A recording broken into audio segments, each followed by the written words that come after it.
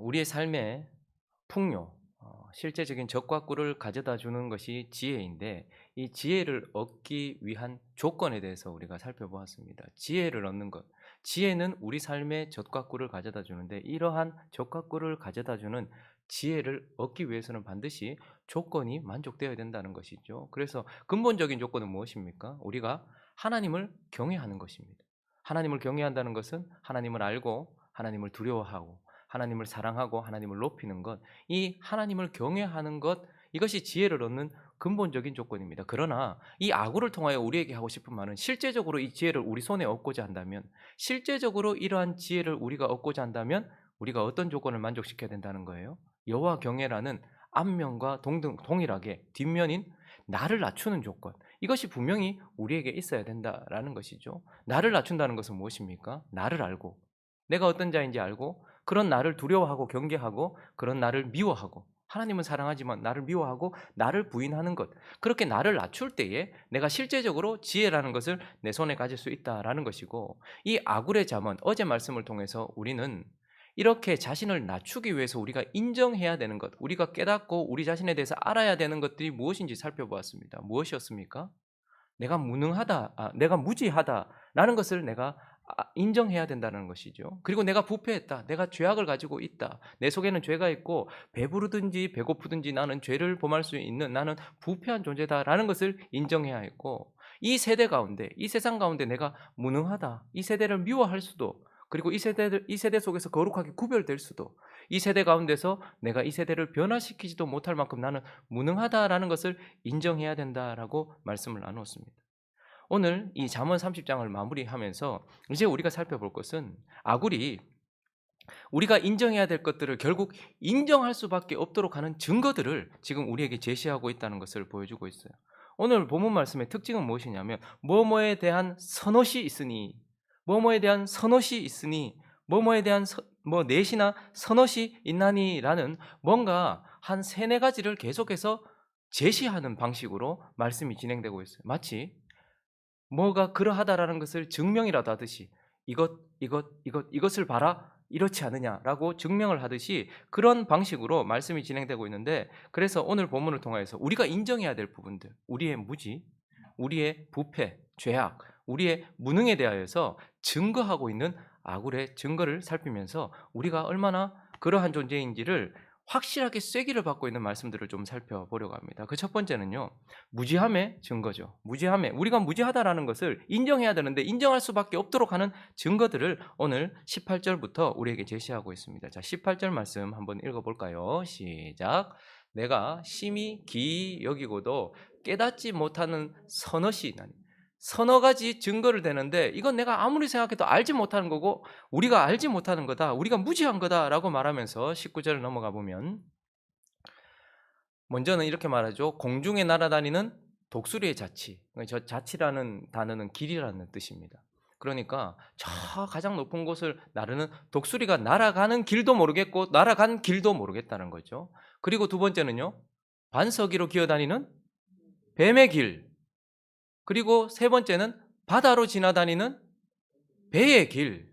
그리고 남자와 여자와 함께 한 자치. 그러니까 남자와 여자를 통해서 생명이 오는 길, 생명이 잉태되고 생명이 나타나는 길, 그것도 모르겠다. 20절은요, 음녀의 자치. 죄가 우리 안에 들어오고 죄악이 우리 안에 잉태되며 지옥으로 가게 만드는 그 길, 이것도 모르겠다라고 말하고 있어요. 그래서 먼저 독수리, 가장 높은 길로 다니는, 그 당시에, 지금은 비행기가 있으니까요. 그러나 그 당시에 가장 높은 길로 다니는 독수리의 길, 가장 높은 길도 나는 알지 못하겠고, 가장 바닥을 기는 뱀, 가장 낮은 곳을 다니는 뱀의 길도, 낮은 길도 나는 모르겠다. 그리고 저 미지의 세계 바다, 바다의 길, 바다를 지나가는 그 배의 길도 나는 모르겠다. 그리고 남녀의 사랑 속에서 우리에게 오는 생명의 길도 모르겠고 음녀를 통해 오는 죄악의 길과 지옥으로 가는 길도 모르겠다라고 말하면서 우리가 얼마나 무지한지에 대하여서 증거를 하고 있는 것입니다. 우리는 독수의 길을 압니까? 나는 뱀의 길을 압니까? 나는 바다의 배의 길을 압니까? 나는 생명의 길을 압니까? 나는 죄로 말미암아 지옥으로 가는 그 길을 알고 깨닫고 있느냐 이 말입니다. 그러니 지금 아굴은 우리가 인정해야 되는 것만 말하지 않고 우리가 그렇게 인정할 수밖에 없도록 무지하다. 너와 내가 무지하다라는 증거로 쐐기를 받고 있는 것입니다. 자, 그리고 이어지는 본문은 두 번째, 우리의 죄악의 증거, 죄악 때문에 증거. 이것이 우리가 죄악됐다라는 것을 인정할 수밖에 없는 증거를 내밀고 있는데 21절을 또 보시니까요. 읽어보겠습니다. 시작. 세상을 진동시키며 세상이 견딜 수 없게 하는 선엇이 있나니. 또 세네 가지를 증거하는데 이번에 증거하는 이 제시하는 것들은 뭐라는 거예요? 세상을 진동시킨다. 이건 질서를 무너뜨리고 세상을 무너뜨린다는 말이에요. 그러니까 견딜 수 없게 하는, 도저히 용납할 수 없게 하는 세네 가지가 있다라고 말하면서 22절에 보면 22절은 남자의 입장, 23절은 여성의 입장인데요. 읽어볼까요? 시작. 곧 종이 임금된 것과 미련한 자가 음식으로 배부른 것. 자, 종이 임금된 것. 이 남성의 입장에서 봤을 때 도저히 이 세상을 무너뜨리고 용납할 수 없는 부패성을 말하는데 종이에요. 신하도 아니고 그 직계도 아니에요. 그런데 그가 세상의 주인처럼 임금이 된 것. 이거 도저히 세상으로서는 용납할 수도 없고, 그런데 이런 일들, 이 가장 부패한 것 중에 하나, 종이 임금된 거예요. 그리고 또 하나는요, 미련한 자, 하나님이 없는 자들이죠. 하나님이 없다 하는 자들, 하나님보다 높이 있는 자들인데 그런 자들이 땅의 것으로 배부르며 만족하면서 높은 자리에 있는 것, 이것만큼 부패한 게 없다는 거예요. 자, 그리고 23절은 여성의 입장에서요. 미움받는 여자가 시집간 것. 이걸 메시지 성경에서는 이렇게 번역했더라고요. 창기가 올해의 여인으로 뽑힌 것, 뭐 이런 식으로 번역했더라고요. 그러니까 뭡니까? 더럽고 추악한데도 깨끗하게 자기를 숨기고서 좋은 곳으로 시집가서 새로운 삶을, 자기의 삶을 살고 있는 이 부패성. 그리고 또 하나는요, 마치 종이 임금된 것처럼 여종이 주모, 그러니까 주인의 자리, 여종인데 주인의 자리를 이어 그 자리에 있는 것. 이건 세상을 무너뜨리는 그런 것이고 도저히 감당할 수 없고 더럽고 부패한 부패성을 말하는 거예요. 자, 이 네 가지를 우리에게 제시하면서 우리가 부패했다는 걸 증거해요. 왜요? 여러분, 지금 이거 보면 와, 이건 정말 말이 안 되지. 어떻게 이런 일이 있을 수 있나 하지만 지금 제시되는 이 네 가지가 하나님 앞에 서 있는 저와 여러분의 모습 아닙니까? 종이면서도 우리가 주인인 것처럼, 임금인 것처럼, 세상이 내 중심으로 돌아가는 것처럼 그렇게 돌아가야 되고, 내가 있는 곳에서 임금 노릇하고 있지 않습니까? 종인 우리가 하나님 앞에서 주인 노릇하고 있고 왕 노릇하고 있는 것, 이것이 우리의 사실 모습입니다. 그만큼 우리가 부패했어요, 하나님 앞에서. 그리고 하나님 없이, 하나님 없다 하고 순간순간 구원받았음에도 믿음을 버리면서 하나님을 무시한 채 이 땅의 것으로 배부른 상태에 있는, 이것이 사실 하나님 앞에서 있는 우리의 모습 아닙니까?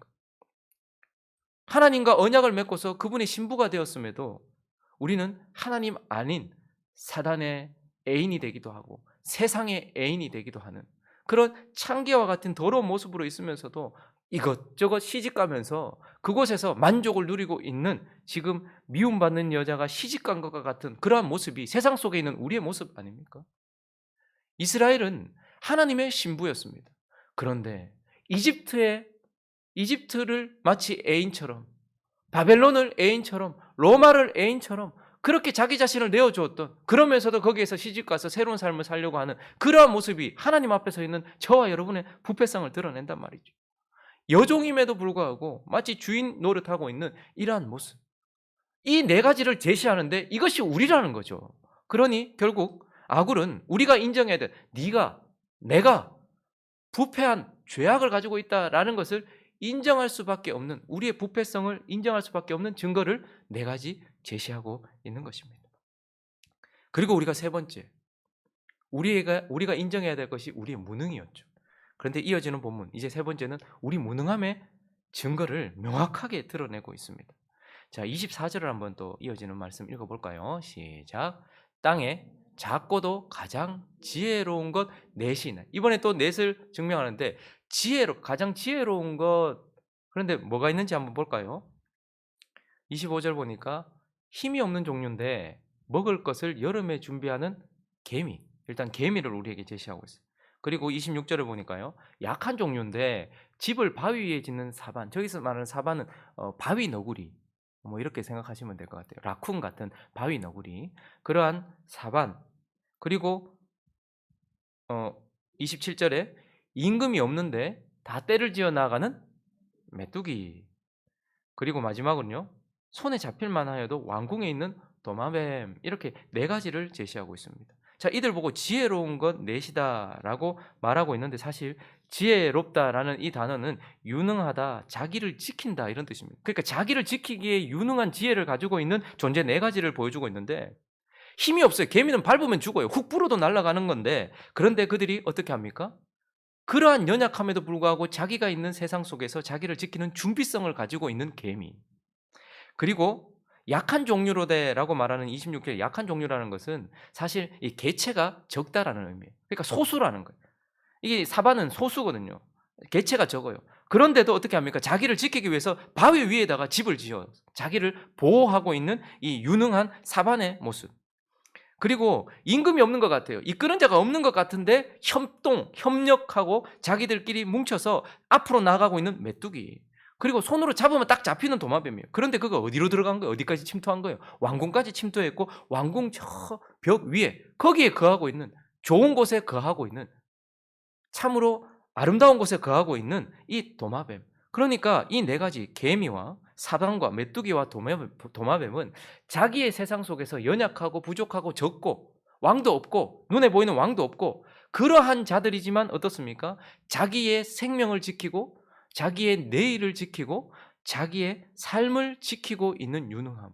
이걸 통해서 이런 미물들도 자신을 지키는 그런 지혜를 가지고 있는데, 너희는 너희의 세대 가운데서, 우리가 어제 살펴보았던 것처럼 우리의 세대 가운데서 가나안 땅 같은, 그리고 바벨론과 같은 이 세상 속에서 우리는 우리를 지키지 못하고 있는 그 미물보다도 훨씬 무능한 우리에 대해서 증거하면서 부인할 수 없도록 한다는 겁니다.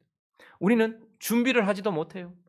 우리를 지키지도 못합니다. 세상 속에서 우리가 거룩을, 우리의 정체성을 지키고 있냐 이 말이죠. 개미와 사방과 메뚜기와 도마뱀은 자기 자신을 지키고 있는데, 이 세상 속에서 너희는 너희 자신을 지키고 있냐 이 말이죠. 지키지 못한다라는 우리의 무능함을 증명하고 있습니다. 그리고 우리는 우리에게 주신 말씀을 지켜서 그 가운데서 우뚝 솟아나서, 하나님은 우리를 제사장 나라로 만들고 싶어 하셨어요.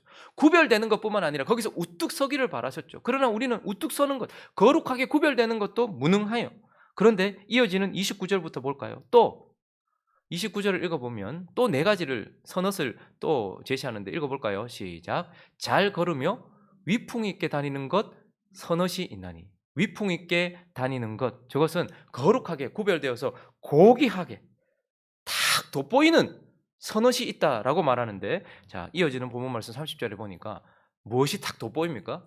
짐승 중에 가장 강하여 아무 짐승 앞에서도 물러서지 않는 사자. 그러니까 수많은 짐승들이 있어요. 그런데 거기서 가장 돋보이는 게 누구예요? 그 짐승들 가운데 물러나지도 않고 두려워하지도 않는 사자가 딱 짐승들을 보니까 거기서 딱 궁계희락처럼 딱 돋보이고 있는 것이 보이고 있습니다. 그리고요, 사냥개. 근데 사실 원어는 수탉입니다. 그러니까 그냥 암탉들 가운데서 궁계일학처럼 딱 자기의 이 별이를 다 이렇게 해서 딱 구별되어서 꼿꼿하게 서 있는 수탉. 그러니까 그냥 있는 것이 아니라 암탉들 가운데 구별되어서 이렇게 고귀한 모습으로 딱 서 있는 수탉. 그리고 순념소. 순념소는 뿔이 있고 그리고 높은 곳을 다니죠. 높은 바위를, 저기는 누구도 올라가지 못할 것 같은데 거기를 용감하게 뛰어다니고 있는 순념소. 얼마나 구별되어 있는 고귀한 모습인지. 그리고 마지막으로 및 당할 수 없는 뭐요? 왕. 원어적 의미는 군사들 사이에 우뚝 서 있는 지도자, 이런 뜻입니다. 자, 그러니까 지금 이 본문은 29절부터는 위풍 있는, 거룩하게 구별되어 돋보이고 있는 그런 짐승들에 대해서 말하고 있는데, 많은 짐승들 가운데 우뚝 솟아있는 사자, 그리고 암탉들 가운데 가장 빛나는 수탉, 그리고 저 높은 바위들 가운데서 번쩍번쩍 뛰어다니고 있는 용감한 순념소, 그리고 많은 군사들, 뛰어다니는 군사들 가운데 백마를 타고 서 있는 빛나는 왕. 그들은 그렇게 빛나고 있는데 우리는 세상 가운데서 우리 자신을 보호하지도 못할 뿐만 아니라 거룩하게 구별되어 있지도 못하는 것 아니냐. 하나님은 우리가 이 사자처럼 세상 가운데서 우뚝 솟아있기를 바랬고, 하나님은 이 암탉 가운데 수탉처럼 이 세상 가운데서, 바벨론에서, 로마에서, 이집트에서 그렇게 우리가 우뚝 서기를 바랬음에도 그리고 이 순념소처럼 그 험한 길을 날래게 다니는 순념소처럼, 그리고 많은 군사들 가운데 우뚝 솟아있는 왕처럼 그렇게 제사장 나라가 되기를 바랬지만, 우리는 우리 자신을 보호하지도 못했고 그 가운데 거룩하게 구별되지도 못하는 무능하다. 그러나 이러한 선옷을 보면서 우리의 무능함을 딱 그냥 쐐기를 박아버리는 것을 우리는 보게 되는 것입니다. 그래서 무엇을 말하고 싶은 것일까요? 하나님은 이 잠언을 정리하시기 전에 결국 아구를 통하여서 32절을 읽어볼까요? 시작. 만일 네가 미련하여 스스로 높은 채 하였거나 혹 악한 일을 도모하였거든 네 손으로 입을 막으라. 입을 막는다는 거예요. 인정해라 이 말입니다. 너의 무지를, 공중을 날아다니는 독수리와 뱀의 자치와 바다를 지나가는 배와 남녀의 함께한 자치, 음녀의 자치를 알지 못하는 너를 인정해라 이 말입니다. 무지를 인정해라. 그리고 종이 임금된 것, 미련한 자가 음식으로 배부른 것, 미움받는 여자가 시집간 것, 여종이 주모를 이은 것 같은 너의 부패성을 인정하고 입을 닫아라 라고 말하고 있고, 이 미물들 넷과 이 우뚝 솟아있는 이 넷의 짐승을 보면서 너는 세상 가운데서 무능한 것을 인정해라 라고 쐐기를 받고 있는 것입니다. 말씀을 정리하겠습니다. 이 신비로운 인물 아구를 통하여서 우리의 입을 닫게 하면서 이러한 우리의 무지와 우리의 악함, 우리의 부패성과 우리의 무능을 인정하도록 쐐기를 박으시는 이유가 무엇입니까? 왜 이렇게 우리의 무지와 부패와 무능을 인정하게 하실까요? 결국 실질적으로 지혜를 손에 넣기 위한 조건인 나를 낮추기 위해서입니다. 왜 그러면 하나님은 우리를 이렇게 낮추실까요? 지혜를 실제로 우리 손에 주시기 위해서인 것입니다.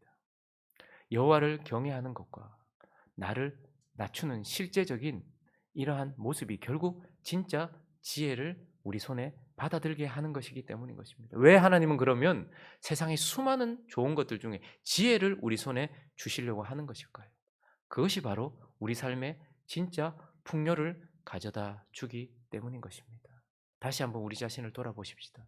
나는 풍요한가? 젖과 꿀을 누리고 있는가? 모든 사람들이 우러러보던 솔로몬처럼 나는 그 부유함으로 가득한가? 그렇지 않다면 내 손에 지혜가 들려있지 않다라는 증거이고, 내 손에 지혜를 들고 있지 못하다면 내가 나를 낮추지 않았다라는 증거이고, 내가 나를 낮추지 않았다면 나의 무지를 내가 지금 모르고 있다라는 것이고, 나의 부패성에 대하여, 나의 무능함에 대하여 내가 인정하지 않았다라는 것을 생각하시면서 실제로 지혜를 받아들고서 젖과 꿀이 흐르는 삶이 되어지시는 저와 여러분 되시기를 예수 그리스도 이름으로 축원합니다.